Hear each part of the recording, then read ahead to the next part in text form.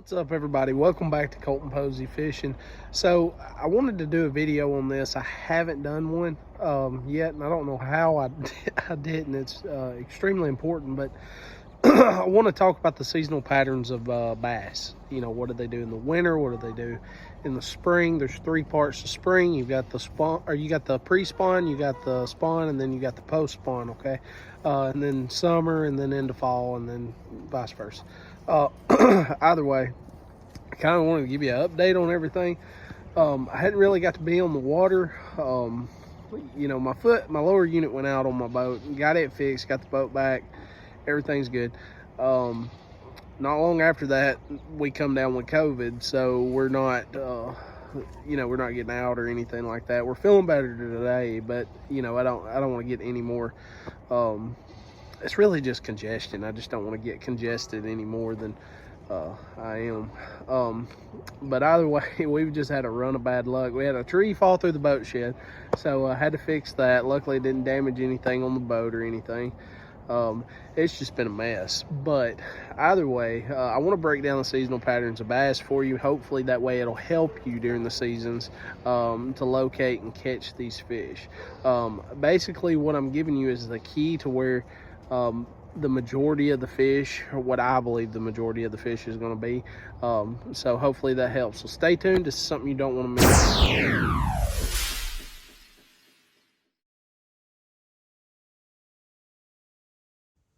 All right, so let's talk about populations of fish. Where do fish live? Obviously, they live in the water, but you're going to have bass that live in a creek, die in a creek, they spawn in the creek, they do everything in the creek. And you're going to have bass that live on the main lake just like that. And then you have a population of fish who live in the main lake during certain times of the year, and then they migrate in the creek certain times of the year. Okay, so once that's clear and that's out of the way, we need to understand winter time. What is wintertime bass fishing? Me, typically, I'm not throwing many wintertime, like super cold wintertime baits until the water is 50 or below, okay? So one of the biggest things that you need to recognize when it comes to winter bass fishing, they're looking for stable water conditions, okay? So a lot of times during the winter, you're going to have cold winds, you may have snow, so on and so forth. This does not mean, it is a myth, that bass will not go shallow during the winter. Some of the best fish that I catch during the winter are shallow. And when I say shallow, I mean 10 feet or above. Okay, sometimes these fish will move up on shallow spots and eat certain baits that may be in the water, certain types of shad that may be dying off or something like that. But they will move up shallow sometimes. It's not everyday occurrence, I would say, but they will move up shallow at times. But most of your fish is going to be in the deeper water. And what I mean by that, if you see what I have circled here on my Navionics, on the left-hand side at the bottom, you'll see this red circle. That is a ditch, okay? There's a ditch, a little creek channel ditch that runs right there in that creek. Now, in that ditch, these fish will position themselves right in the center of the ditch, and they will suspend over cover or anything that they can that may be in that column or that ditch. But they will suspend also if there is nothing there. So these fish may live up on these docks and stuff that's in this channel, but they'll move out when that winter, when it's winter time, and suspend over that water where it's more stable. Okay. So also you've got points, main lake points, and people will typically fish these main lake points around the edges of the points and so on and so forth. But a lot of times these fish will move off of those points and out to the deeper water and suspend again. So you're targeting these suspended fish. That does not mean that they don't have feeding windows where they'll move up on the points and feed just like they do during the summer or anything like that. but 90% of your fish is going to be behind your bass boat, okay? Now, you've also got these channel swings where it transitions, and you'll see right here on the map where I've got these red highlights and stuff on these channel swings. These fish will line up on these channel swings or right where it transitions into a point or a flat or anything like that. These are high percentage areas. These are not, I'm not saying that each spot that I got circled you go to, you're going to catch fish. These are just high percentage areas that if you go to these areas, more than likely you're going to find a population of fish. So with the winter time, always remember these fish are going to get in more stable water.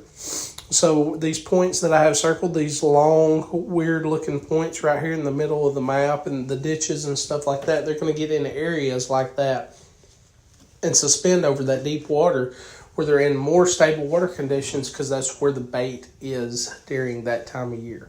Okay, so let's move on to the pre-spawn. All right, so your pre-spawn, this is where I spend most of my time just because my eyes are not as good as they used to be and I do not see bedding fish really good. Pre-spawn fish and post-spawn fish is what I call my expertise because, like I said, my eyes are not that great anymore.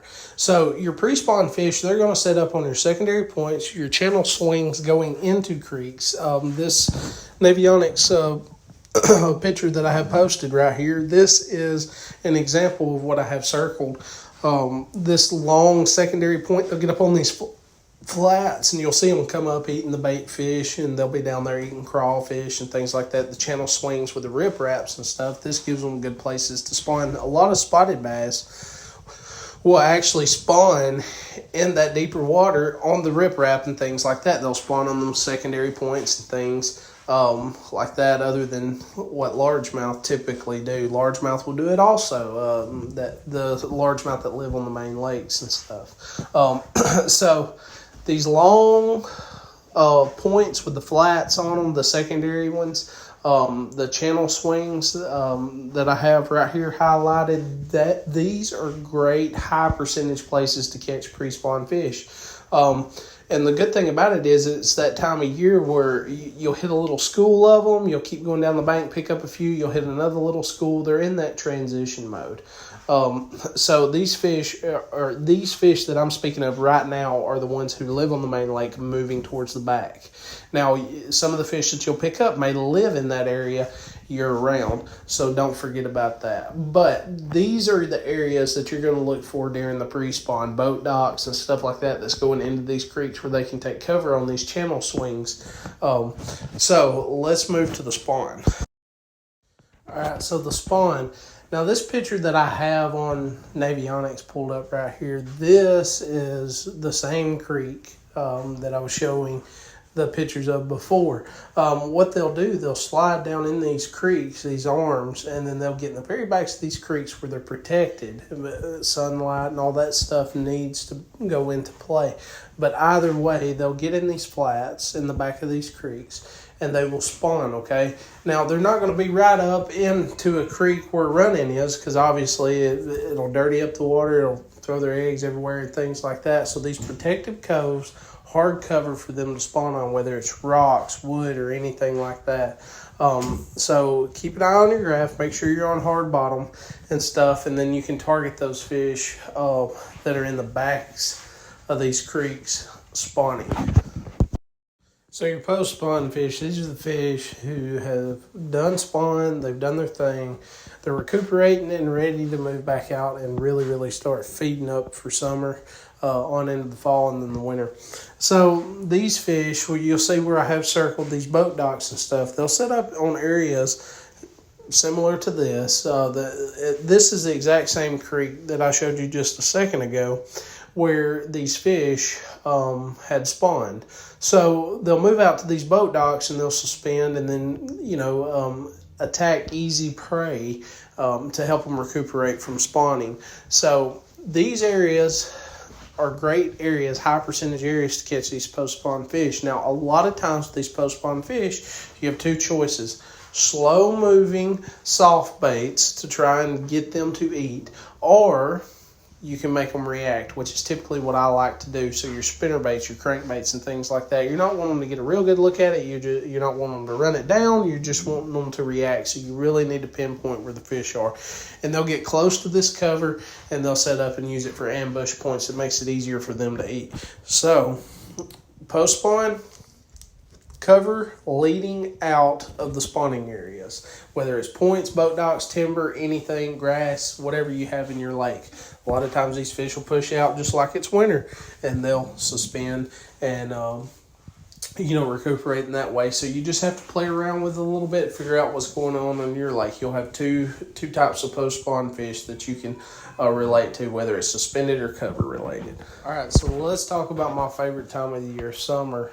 That is when it is just 150 degrees outside, and this is when the fish go nuts. They're feeding like crazy. A lot of people call it the dog days of summer, and they dread it because the bite's real good early in the morning, then it slows down as the day progresses until late evening. This is a myth also. This is not true. The fish eat all day long during the summer. Why? Because the water's warmer. The fish are warmer. Their metabolism is higher. It's working at a faster pace, so they're eating. So early in the mornings, you're going to find them on these points and these little, what we call pockets or cubby holes on the lake that I have circled here. They will just pile up in there, and they will be feeding top water, pushing these shad up towards the top. That's the reason you'll see all these blow-ups and stuff during the summer. So your walking baits and things like that is really going to shine. Flukes, anything like that mimics the shad. Now, as the day progresses, this is when people think that the fish shut off because it's too hot. This is not true. A lot of times these fish will position themselves under these boat docks or these channel swings, and they will either suspend or either they'll get right in the shade line. The shade line is when you're looking at the water, and let's say there's a bluff that you're fishing up against on a channel swing, there is a shade that's casted out under the water. These fish will get in that shade line, kind of like they're hiding in the dark, waiting for something to come by where they can eat it. So you're going to have to target those fish parallel to that to stay in the strike zone longer, and you'll catch a lot more fish during the summer. So these fish will move up in the mornings on their feeding stages, on top of points and stuff like that, pushing these shad up. They're super easy to catch. And then as the day progresses, they're going to move out around these points and suspend. On your channel swings, they're going to get in the shade lines. They're going to get under boat docks in the shade and stuff and wait to ambush the whatever they may be eating, whether it's shad or crawfish. So your jigs, your soft plastics and stuff like that is going to work a lot better as the day progresses, and your fast-moving baits are going to work very, very well first thing in the morning. Now, that does not mean that your fast-moving baits will not work throughout the middle of the day. If I'm targeting fish on points in the middle of the day, I'm typically running something like a 6XD or something like that. It just depends on how deep the fish are. And if your arm's not burning after a couple of casts, on fire, like you just had an incredible workout at the gym, you're not reeling your baits fast enough during the summer. I cannot stress this enough. During the summer, you need to move quick. You're wanting the fish to react, not chase it down, look at it for a few minutes, and decide whether or not they want to eat it. So, during your summer months, your points early in the morning, your coves and pockets, and then as the day progresses, your shade lines on your channel swings and your boat docks and things like that, you'll catch a lot more fish. All right, the fall transition. Now, you're going to have fish shallow that's easy to catch, and you're going to have fish deep that's easy to catch. These fish know that winter's coming, and they're going to be feeding up as fast as they can, trying to pile on the weight so that the winter's not just as hard on them as it could be. So, with that being said, these areas that I have highlighted here, we're talking about your points with the flats on it and pockets and things like that. These fish are going to be stacked up like crazy. You have new fish introduced from the hatch and stuff, and these fish are just going to be eating like crazy. So your spinner baits, your walking baits and stuff like that, anything that you can throw to mimic a shad and you want it moving quickly, that's the main thing that they're going to be eating. As the day progresses and stuff, your jigs and stuff like that may work better, but typically during the fall, you can pretty much pick up moving baits all day long and catch fish. Your bigger fish, a lot of times will sit under your smaller fish that are feeding up, and they will feed on the fish, the shad that the little fish have attacked and hurt and did not eat, and they'll catch them as they come down. So a lot of times throwing something like a big flutter spoon or anything like that that can get under those smaller fish, your bigger fish and stuff like that, it's going to be sitting there waiting to eat. Everybody, I hope that helps you target the fish during seasonal patterns. If you got anything to add, drop a comment below, but don't forget to like and subscribe to help support the channel. It really helps me out a whole lot, the way I can stay out there on the water and bring more information to y'all. I appreciate it. See you next time.